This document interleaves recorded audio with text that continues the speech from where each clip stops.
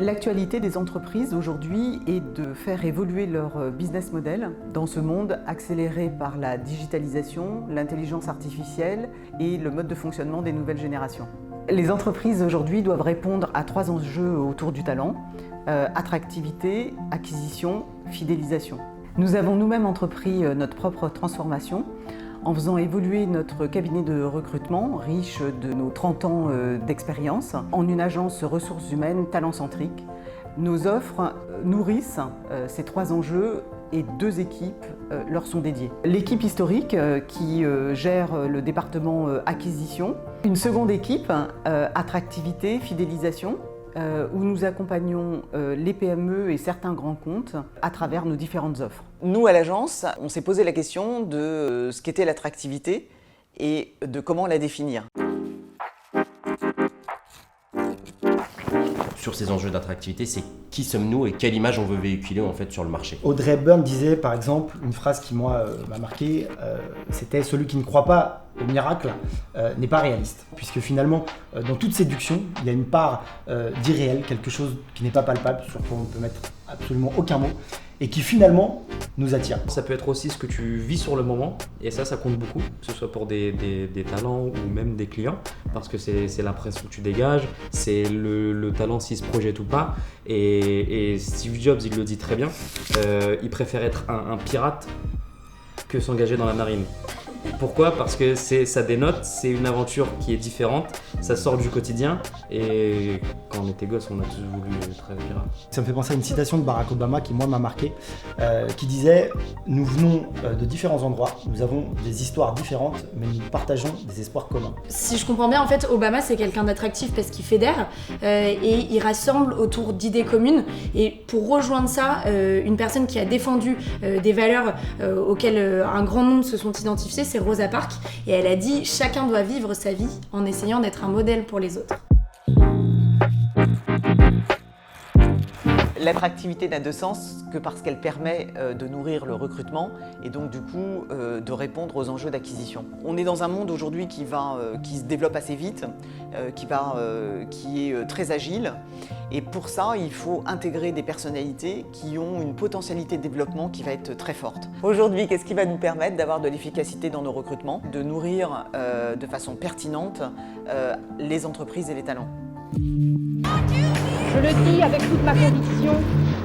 Une des choses clés dans le recrutement, je pense pour que ça soit gage de réussite, c'est la confiance réciproque. Et je pense que du coup la confiance que nous on dégage auprès de nos talents et de nos clients, elle est très bien représentée par Aretha Franklin qui a dit si vous n'êtes pas confiant, vous n'accomplirez jamais ce pour quoi vous êtes fait. Mais est-ce que c'est vraiment elle qui incarnerait la confiance et ce serait pas plutôt par exemple Simone Veil? Elle disait je ne suis pas de ceux et de celles qui redoutent l'avenir. Le tempérament, le trait en fait de personnalité téméraire de Simone Veil me projette une personnalité et une femme audacieuse. Pour moi, un personnage qui incarne l'audace, c'est Elon Musk, je pense que tout le monde connaît. Il a dit je pense que les gens ordinaires peuvent choisir d'être extraordinaires. En face de nous, il y a une réelle valeur et du coup, il faut remettre le curseur sur la personnalité, le savoir-être en fait de la personne qu'on a en face de nous, et je pense que c'est pour ça aussi qu'on a ce degré d'engagement envers les talents qu'on reçoit et qu'on accompagne au quotidien. Et ce qui peut être, je pense, une belle image de nous, de nos talents,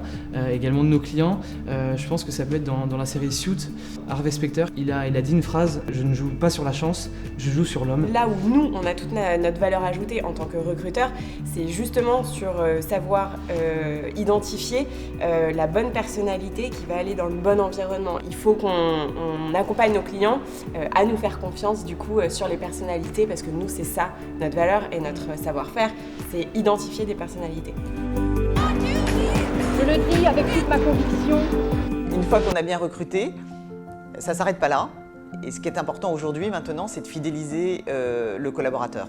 Ce qu'ils cherchent, c'est vivre une belle expérience dans une entreprise, avoir du sens dans leurs activités, avoir des responsabilités, être autonome et pouvoir aussi développer, évoluer et développer leurs compétences. La question que nous nous sommes posée, c'est comment fidéliser un collaborateur.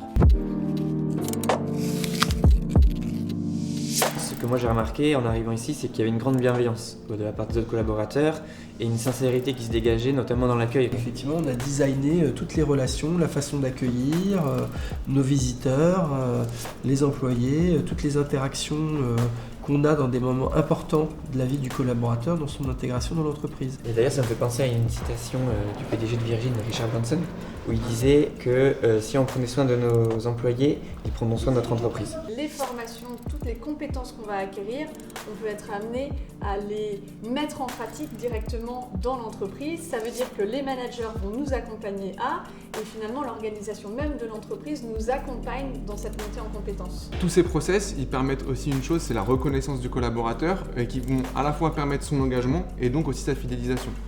Ça me fait penser à Steve Jobs qui disait que les meilleures choses dans le monde de l'entreprise ne sont pas dues au résultat d'un seul homme, mais bien au travail de toute une équipe. Donc il y a vraiment cette idée de collaboration d'équipe et de co-construction pour arriver à une belle réussite d'entreprise et pas simplement individuelle.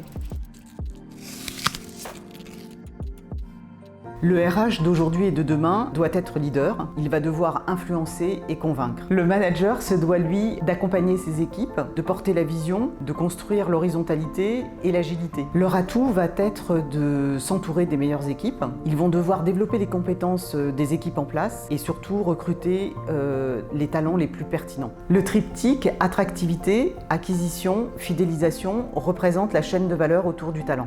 Tout cela n'a de sens et d'efficience que pour permettre l'épanouissement du collaborateur, qui lui permettra de donner le meilleur de lui-même et de rendre, de fait, l'entreprise plus performante et plus agile. Voici ce qui est notre mission chez les nouveaux héritiers, l'agence résolument humaniste.